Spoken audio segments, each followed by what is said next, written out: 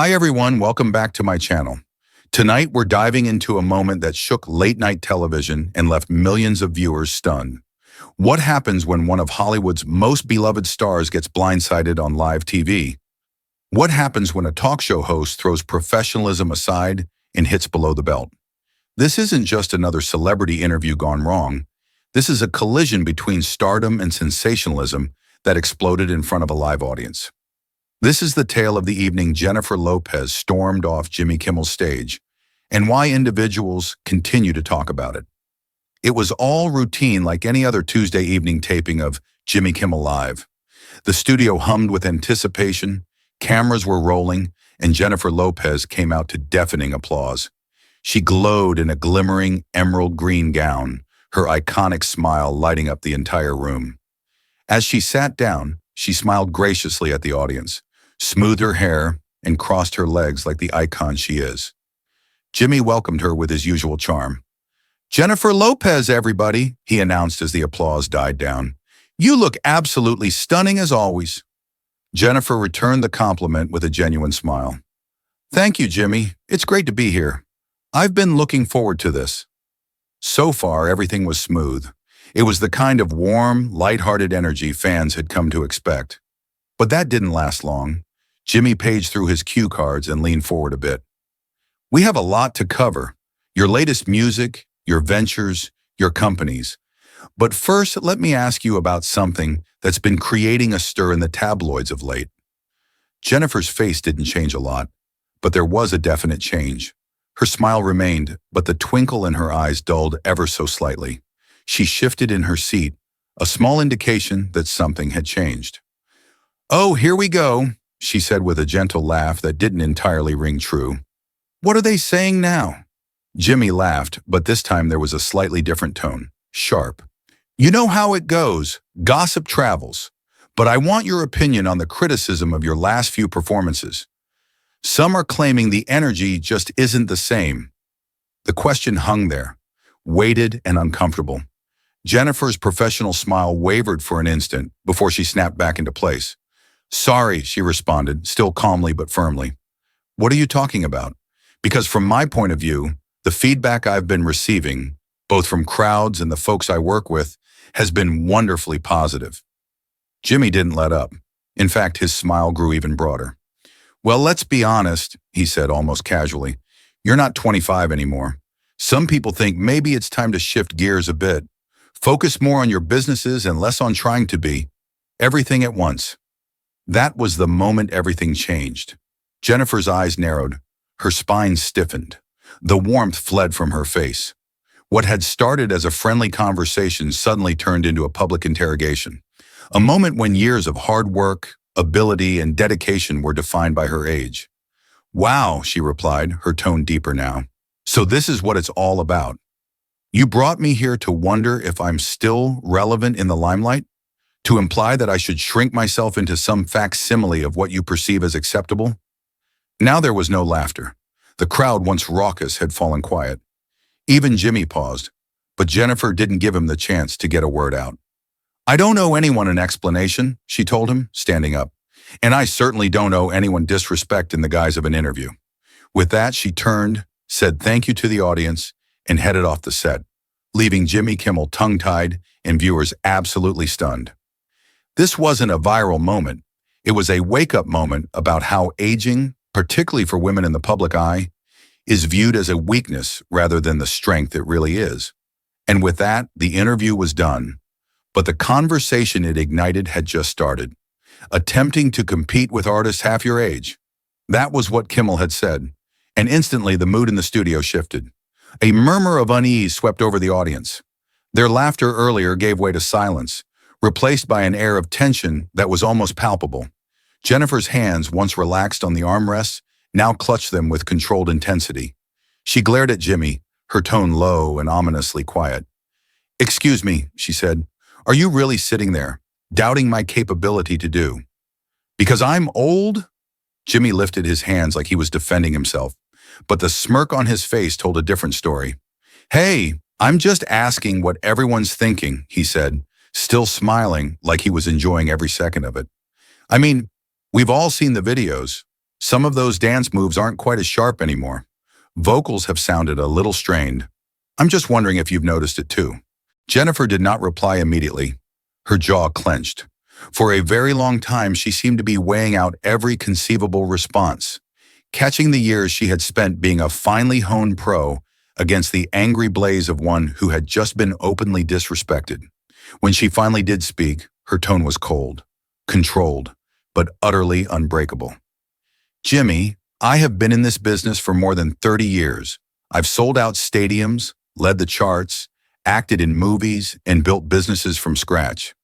And if you think I am going to sit here and let you belittle all of that based on how old you believe me to be, you're mistaken." You'd think that would have been the time Jimmy stepped back. But no, he leaned in, brazen, well, nearly smug. "Listen, I admire all you've done, really, but come on, can't we have an honest discussion regarding getting older in Hollywood? I mean, it catches us all sooner or later." Jennifer's eyes hardened and the tone changed. This was not a guest answering an interview politely. This was a woman defending herself. "You want honesty?" she spat, leaning forward.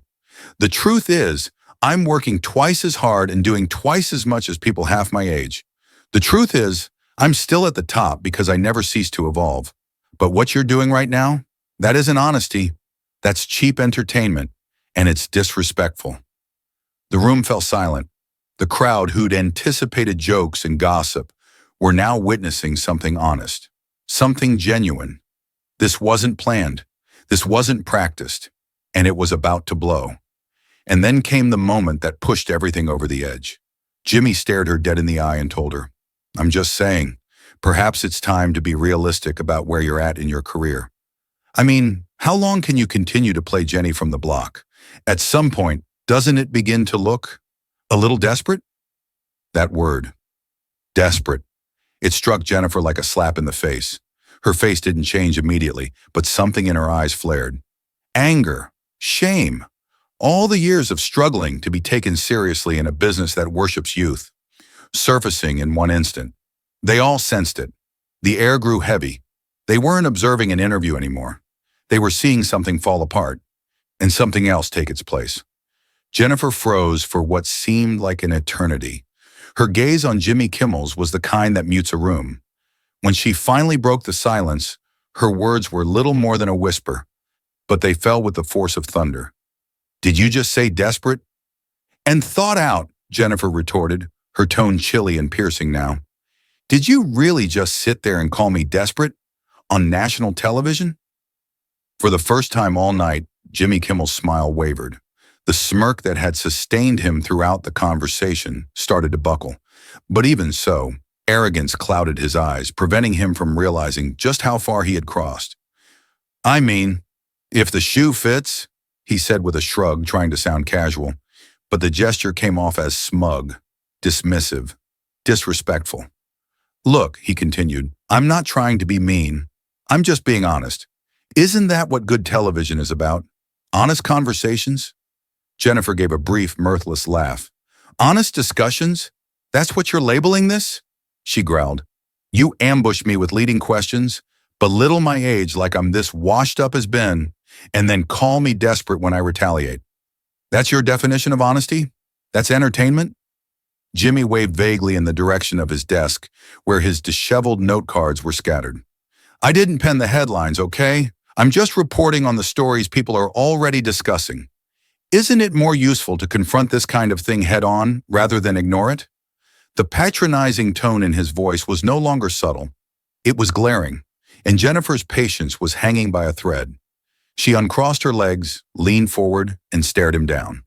Her whole demeanor changed, from poised performer to a woman standing her ground. "What folks are saying?" She threw up her hands, each syllable growing louder.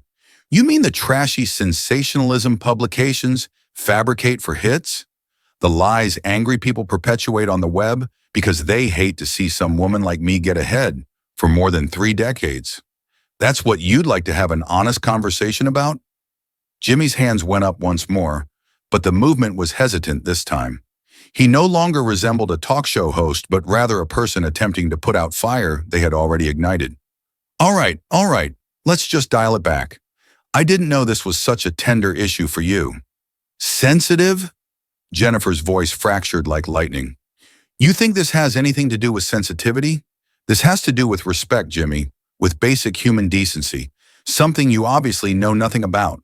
The audience started to get restless in their seats. What began as a show had turned into an uncomfortable situation, something authentic.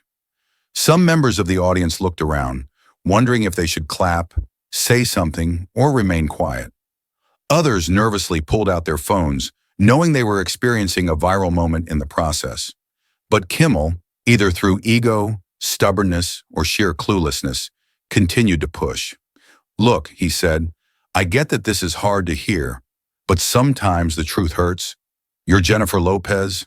You're a legend. But even legends have to face reality eventually. Madonna went through it. Cher went through it. It's just part of the business. Jennifer leaned back for a moment, shocked, not by the things she was saying, but by the brass behind them. She leaned forward again, her eyes blazing with fire. Her voice came down low, but words hit like a sledge.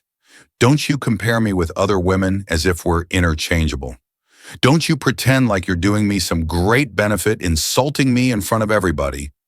And don't you pretend that this is about truth, Jimmy. This is about you, your own pathetic need to destroy successful women in order to increase your ratings. Kimmel's face reddened.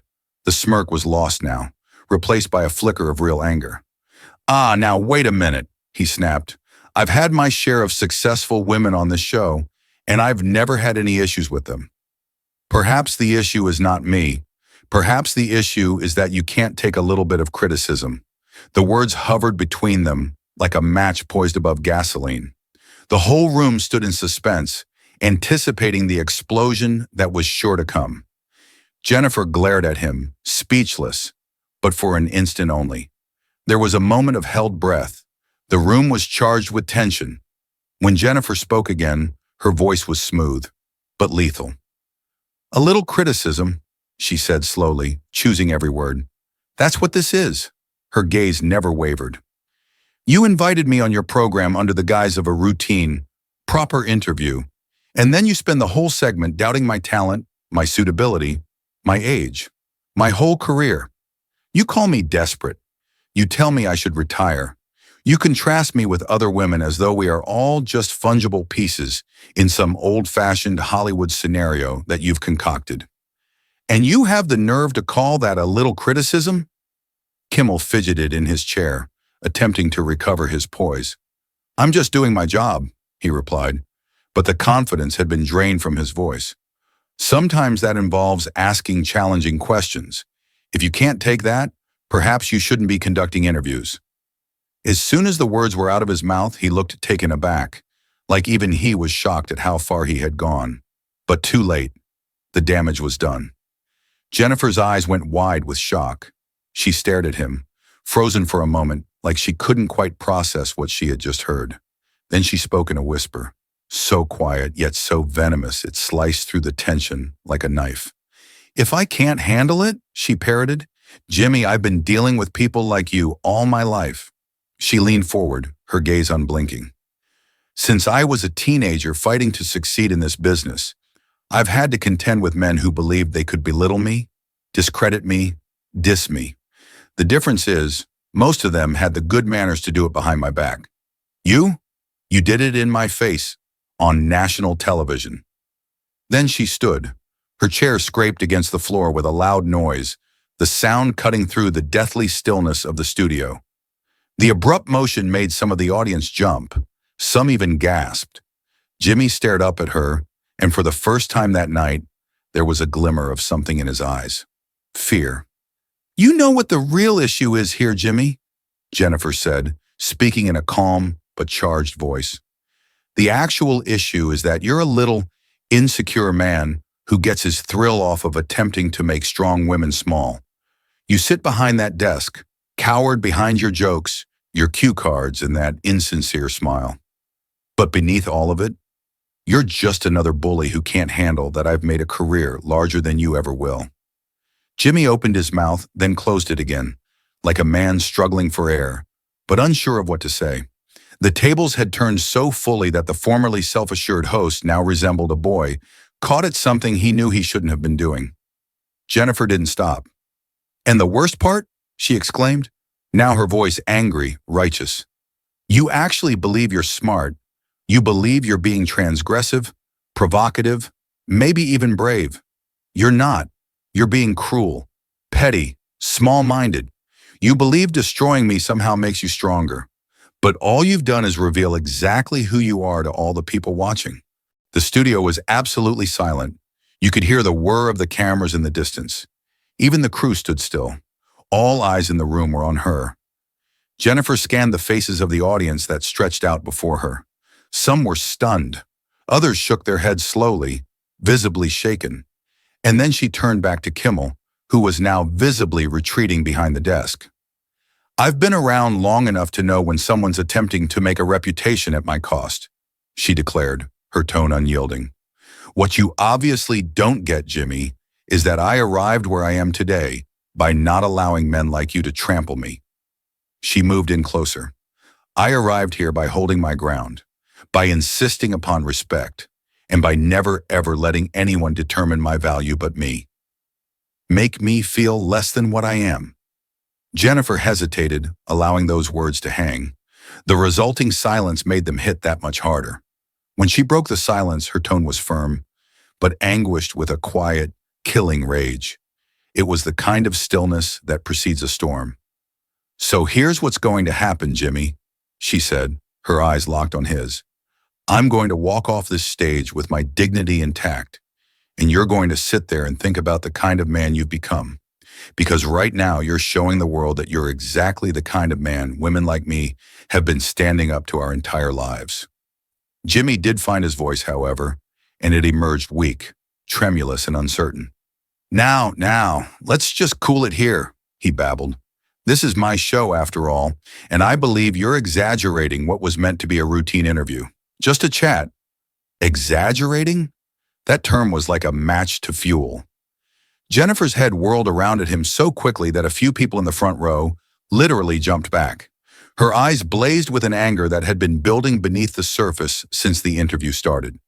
And when she finally spoke again, her voice bore the weight of decades of repression, unfairness, and indignity. "Overreacting?" she spat, every syllable crisp and intentional, like a curse hurled from her lips. "Jimmy, you've spent the last 15 minutes attempting to wear me down. You doubted my talent. You doubted my viability. You doubted my age. You said I was desperate. And now you expect me to be the one overreacting?" Kimmel seemed frazzled now.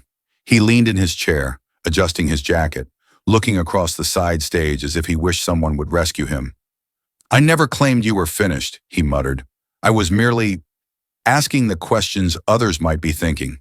That's what talk show hosts do." "No, Jimmy," Jennifer said, her voice rising with absolute authority. "What talk show hosts do is treat their guests with respect.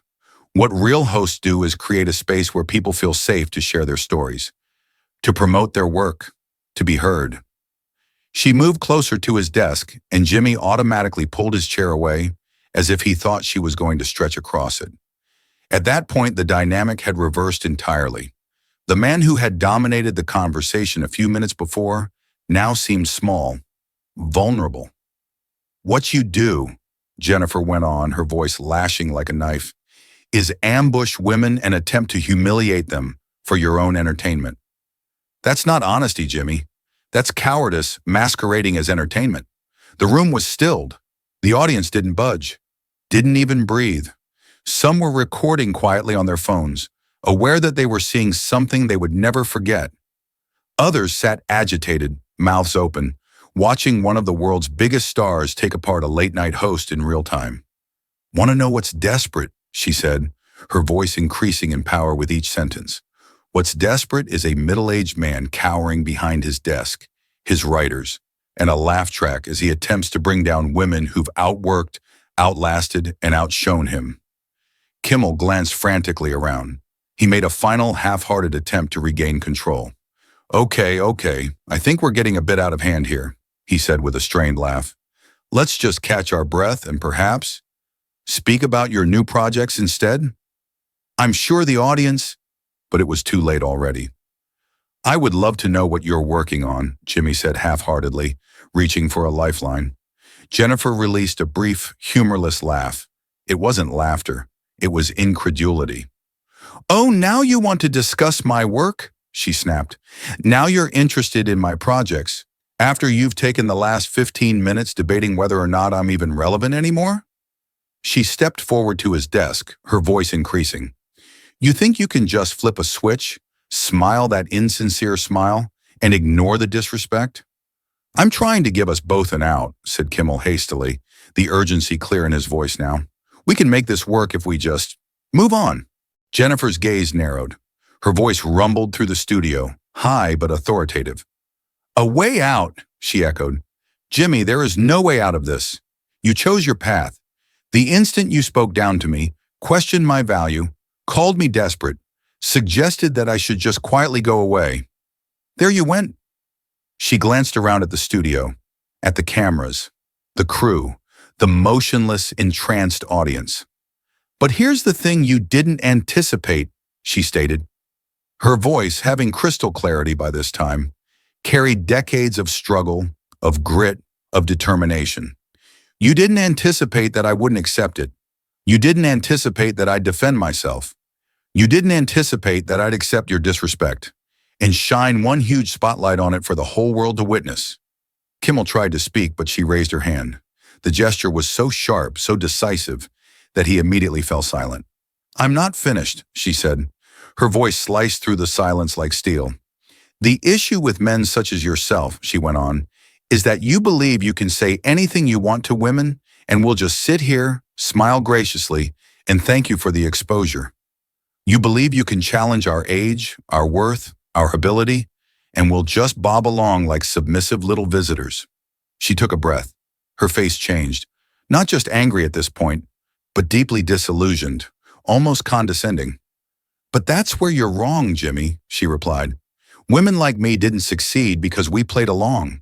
We succeeded because we worked harder than anyone else in the room, because we proved ourselves again and again, and because we never let anyone make us feel like we don't belong. The studio was absolutely silent. Even the cameras appeared to lean forward. She began to take another step towards his desk. Her heels clicked out on the studio floor like a war drum. So here's what's going to happen, she said, her tones low but forceful. I'm going to walk off this stage, and everyone watching is going to see exactly what kind of man you really are. They're going to realize that underneath all the jokes, the phony charm, the desk and the spotlight, you're just another insecure bully, a guy who can't deal with a woman who won't shrink under stress. Kimmel seemed like a man on the brink. He attempted one last appeal. Jennifer, please, let's just end the interview. We can cut out anything you don't want to hear. This doesn't have to go on the air this early. Jennifer came to an abrupt halt, her face contorted in a mixture of horror and disdain. Leave it out, she said slowly, as if physically repulsed by the words. You believe I should cover up what just occurred here? She shook her head, her eyes burning. No, Jimmy, you don't get to rewrite this. Then with dignity and strength, she turned to the audience. The camera kept pace with her as she moved to the front of the stage. She stood there one final time, just long enough to speak, out loud and clear. I want them to see everything. I want them to see what it's like when a woman won't shut up, when a woman insists on being respected, and when a man like you gets called on for exactly who he is. And with that, she left the stage, and Jimmy Kimmel sat there, by himself in the lights, outed not only as a host who lost control of his program, but as a man finally called out before the world. Tonight you think I'm embarrassed to stand up for myself? Jennifer demanded, her voice unshaken. Jimmy, this is what I want people to see. I want them to see what happens when someone tries to disrespect Jennifer Lopez. I want them to see that I don't back down from bullies, even when they have their own TV shows. Then, for the first time since the catastrophe had started, she faced the crowd. Her gaze scanned the room with intent. Ladies and gentlemen, she said, this is what happens when a man tries to belittle a woman and gets it wrong. This is what happens when someone underestimates who they're dealing with exactly.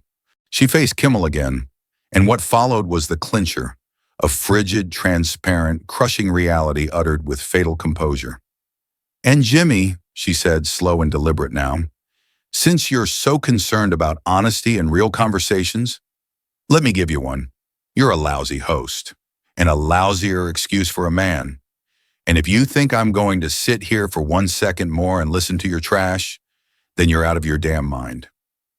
She let the words hang. The studio was in suspended animation. Even the air was motionless. And then she spoke the line that would reverberate throughout the internet and media channels worldwide. A line to be clipped, shared, and replayed 1,000,000 times over. "So you know what, Jimmy? You." The words snapped like a gunshot in the otherwise silent studio. No one stirred. No one spoke. No one breathed. And then Jennifer Lopez spun on her heel and strode toward the door, graceful, poised, and totally in control. Her heels clicked on the studio floor with every strong step.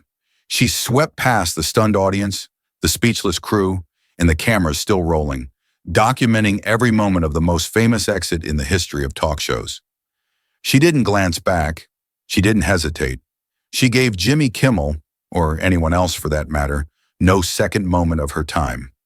The studio doors slammed shut behind her with finality, leaving Jimmy alone at his desk, silent, revealed, and visibly rattled. The audience didn't know what to do with themselves. The crew were struck motionless. But one thing was certain. Jennifer Lopez had just given the most brutal takedown ever seen live on television. And Jimmy Kimmel, he would never be the same. So what do you think? Was Jennifer Lopez justified in storming off the show? Or was Jimmy Kimmel just doing his job by asking prickly questions? Let your comments below. Undefined, don't forget to hit that subscribe button if you want more incendiary Hollywood showdowns like this one.